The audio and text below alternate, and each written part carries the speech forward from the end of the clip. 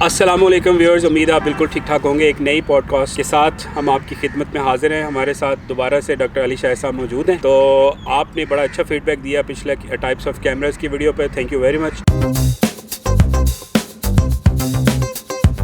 आज भी हम फोटोग्राफी के हवाले से बात करेंगे, बट आज हम जिस टॉपिक पे बात करने जा रहे हैं वो बहुत ज़बरदस्त टॉपिक है।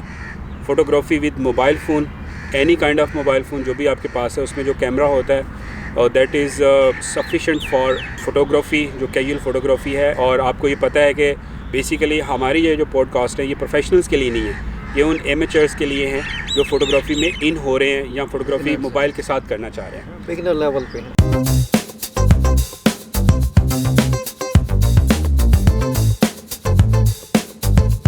डॉक्टर अली शाह साहब के पास ह्यूज एक्सपीरियंस है मोबाइल फ़ोटोग्राफी का।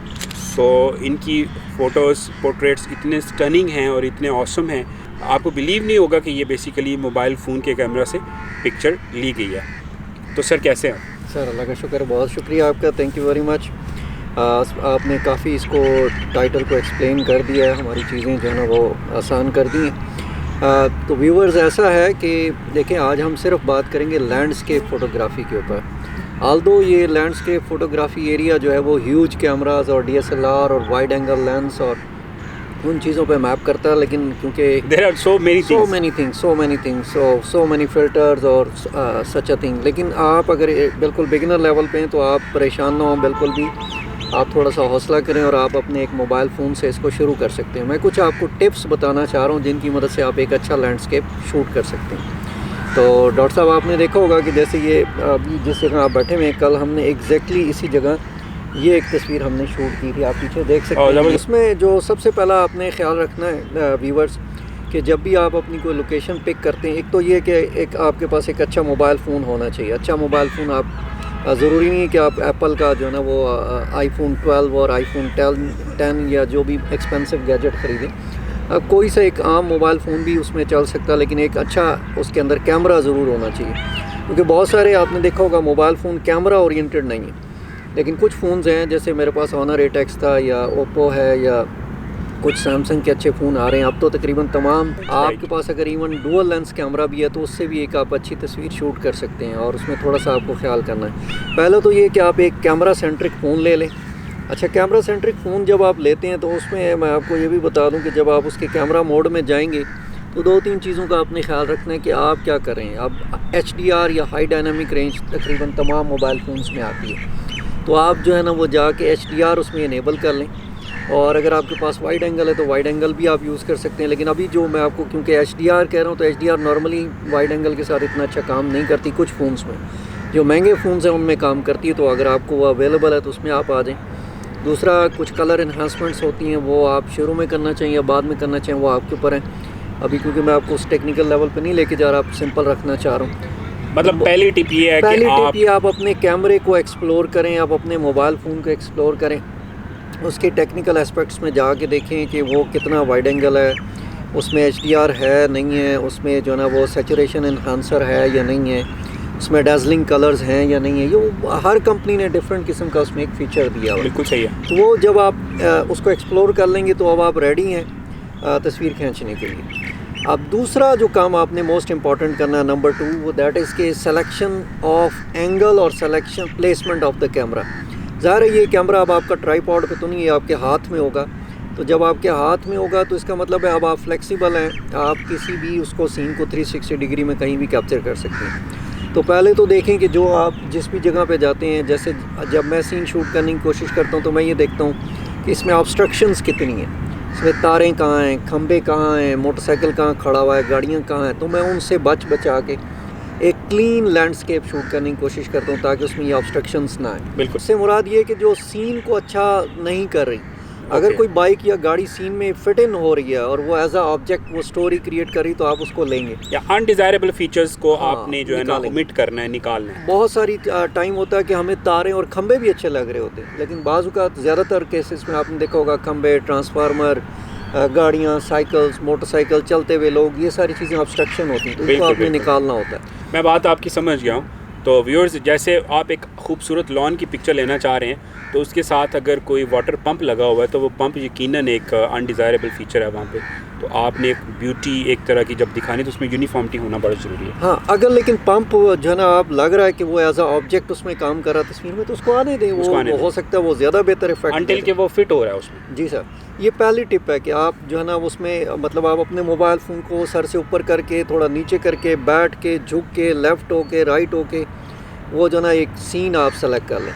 अब आपकी लोकेशन आपने मार्क कर ली है, टारगेट कर ली कि ये सीन मैं कैप्चर करना चाह रहा हूँ। दूसरा जो मोस्ट इम्पोर्टेंट, तीसरा बल्कि सीन से सर आपकी, सॉरी मैं कट कर रहा हूँ, मुराद ये है कि कौन सा फ्रेम लेना चाह रहे हैं, फ्रेम में आपके जो चीज़ें आ रही हैं वो तो वो अब आपने वो फ्रेम जो है ना वो पिक कर लिया कि जी इस मेरे मोबाइल फ़ोन के इतने इस एरिया में मैं ये चीज़ें लेना चाह रहा हूँ। ओके, ये अब दो काम आपके हो गए। अब तीसरा जो मोस्ट इम्पॉर्टेंट थिंग इसके सिलेक्शन ऑफ लाइट।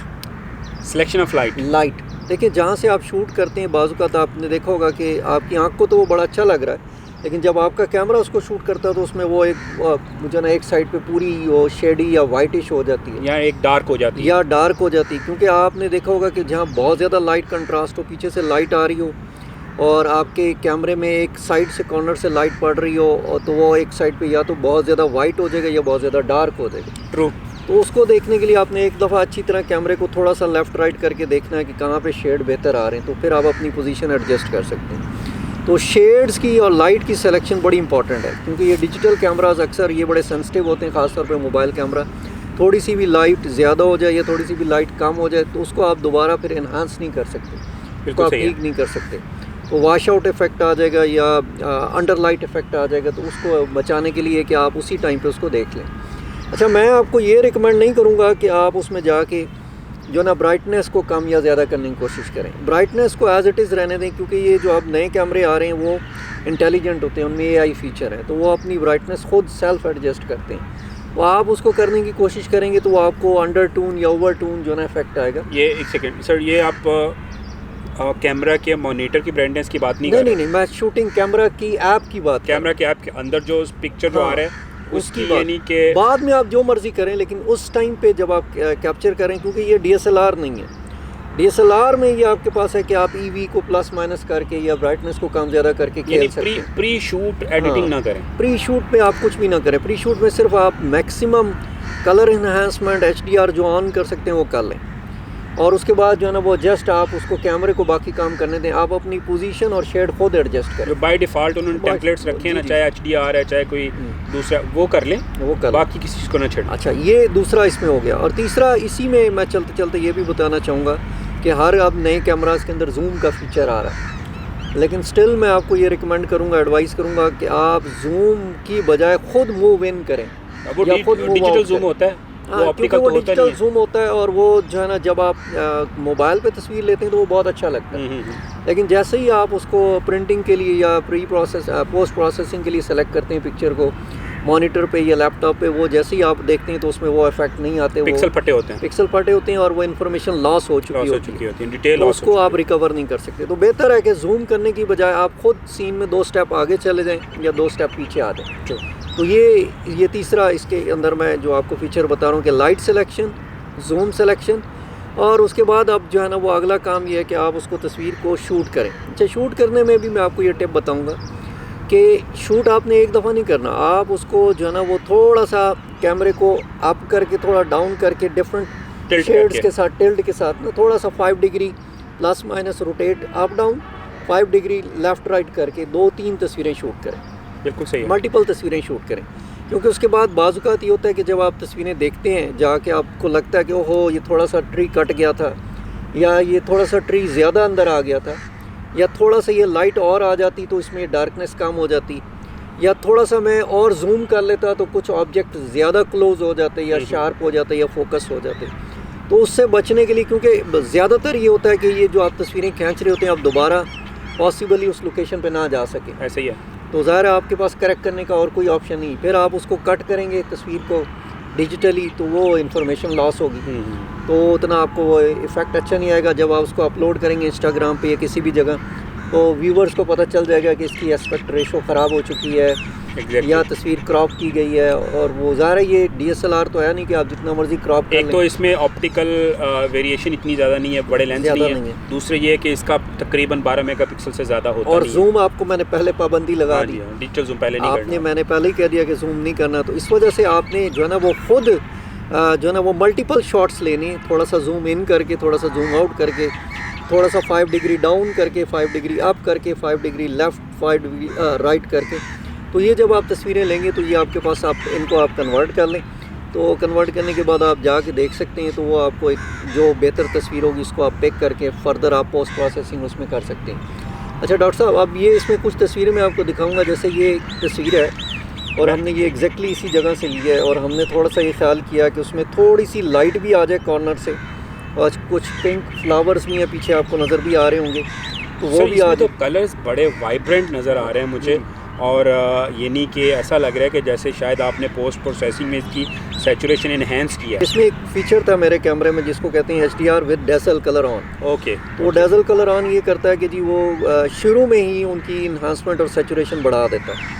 तो उससे मुझे वो तस्वीर खींचते वक्त ही पता चल गया था कि ये बेहतर तस्वीर आएगी। सर कुछ और तस्वीरें भी हमारे व्यूअर्स को दिखाइए। कुछ और तस्वीरें भी आपको दिखाना चाह रहा हूँ। इतनी ज़बरदस्त टिप्स माशाल्लाह आपने प्रो टिप्स दी हैं हमें, और तो फिर कुछ हमें बताना भी दिखानी भी चाहिए, ताकि जो है ना व्यूअर्स को अंदाज़ा हो कि वाकई आप ये जो टिप्स हैं इनको सामने रखते हुए और इन पे अमल करते हुए कितनी अच्छी तस्वीरें ले सकते हैं। हाँ, और दूसरा सर ये एक देखिएगा, इसमें सिर्फ मैंने ये किया, ये तस्वीर जो है ना वो सन राइज़ के टाइम की। अच्छा व्यूवर्स, एक चीज़ और ऐड कर लूँ, बेहतरीन जो फोटोग्राफ़र होता है वो 2 टाइम दिन में मिस नहीं करता। The best time to shoot is sunrise के टाइम पे और बिफोर सनसेट। आफ्टर सनसेट नहीं, बिफोर सनसेट। जो सनसेट से पहले के 10 मिनट हैं और सनराइज़ के बाद के 10 मिनट हैं, ये बड़े कीमती होते हैं फ़ोटोग्राफ़र के। तो इसमें आपका कोई सा भी आम सा कैमरा भी बहुत अच्छे रिजल्ट आपको देता है। लेकिन उसके लिए ज़रूरी है कि आप अर्ली इन दी मॉर्निंग उठें और अपने मोबाइल फ़ोन से पिक्चर लें। मोबाइल फ़ोन खुद इटसेल्फ नहीं जाके तस्वीरें लेगा आपकी। बिल्कुल ऐसे ही। ये डॉक्टर साहब, ये एक सिंपल तस्वीर है, लेकिन इसमें क्या हुआ कि ये उस वक्त सनराइज़ इतना खूबसूरत हो रहा था और वो कलर्स बिखरे हुए थे, तो वही मैंने यही किया, HDR रेंज ऑन की और डेजल कलर ऑन किया।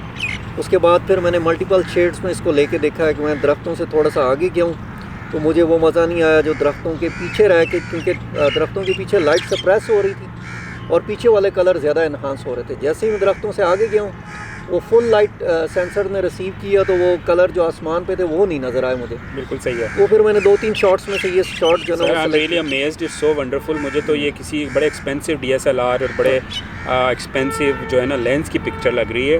बिल्कुल ऐसा ही। अच्छा सर, इसी तरह ये एक रात की तस्वीर है। अब ये रात को जो है ना, वो मगरिब के बाद मैं जब वॉक करने जाता हूँ, तो मैंने आपको जैसे बताया कि मगरिब का टाइम भी बड़ा कीमती टाइम है, मगरिब के बाद वाला भी और मगरिब से पहले वाला भी। चाँद निकला हुआ था और थोड़े से बादल भी आए हुए थे चाँद के साथ, तो एक घर भी रिफ्लेक्ट हो रहा था। और मैं फिर दरख्त के पीछे भी इसीलिए गया हूँ ताकि वो कम लाइट सेंसर को मिले और ज़्यादा जो है ना मेरा फोकस जो है ना वो ऑब्जेक्ट्स के ऊपर। व्यूअर्स, ये पिक्चर आपको नज़र आ रही है स्क्रीन पे, ये देखें, इट्स सो मैजिकल। और देखें, आप यही समझते होंगे कि यार हम जब हमारे पास बहुत एक्सपेंसिव कैमरा आएगा तब हम इस तरह की तस्वीरें लेंगे, ऐसा हरगिज़ नहीं है। ऐसा बिल्कुल नहीं है, बिल्कुल सही कह रहे हैं डॉक्टर साहब। और दूसरा, ये एक तस्वीर और मैं आपकी इसमें ऐड करूँगा। ये तस्वीर सिंपल तस्वीर थी, वही जो ना सनराइज़ हो रहा था। सिर्फ मैंने इतना किया कि घास पे नीचे पानी पड़ा हुआ था, तो वो बिल्कुल मैंने अपना कैमरा जो ना 2-3 एंगल पे रख के देखा, एक पानी के बिल्कुल लोएस्ट एंगल पे ले जाके, और एक जो है ना वो बिल्कुल सेंटर में वो ज़मीन को ला के और उस तरह कैप्चर करने की कोशिश की है। बाकी वही पूरी रिफ्लेक्शन उसमें पानी में आ रही थी। तो रिफ्लेक्शन लेने के लिए आपको खासी मेहनत करनी पड़ेगी जब भी आप रिफ्लेक्टेड स्काई या रिफ्लेक्टेड बिल्डिंग्स लेंगे, क्योंकि एक तो पानी हिलता हुआ नहीं होना चाहिए और दूसरा आपका एंगल जो है ना वो बराबर होना चाहिए। तो ये थोड़ा मुश्किल काम है, लेकिन कुछ अर्सा आप प्रैक्टिस करते रहेंगे तो ये आपको आ जाएगा। वाओ।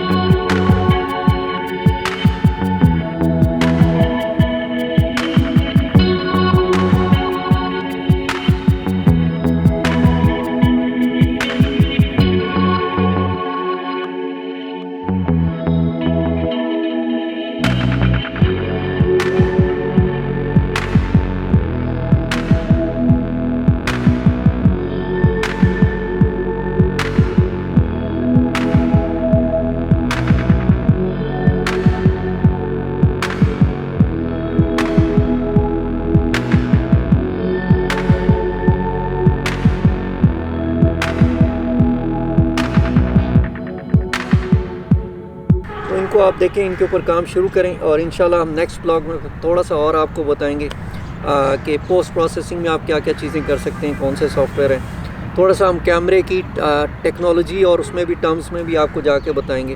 तो फ़िलहाल इतना आज के लिए काफ़ी है, क्यों sir? Sir thank you very much. तो व्यूअर्स, आपने देखा कि आप एक मुनासिब से मोबाइल कैमरास के साथ कितनी अच्छी फ़ोटोग्राफी कर सकते हैं। तो काफ़ी लिमिटेशंस तो होती हैं मोबाइल में, मोबाइल के कैमरा में बहुत सारी लिमिटेशंस होती है, लेकिन ये आपकी क्रिएटिविटी को कभी भी लिमिटेड नहीं करती। Thank you and best of luck.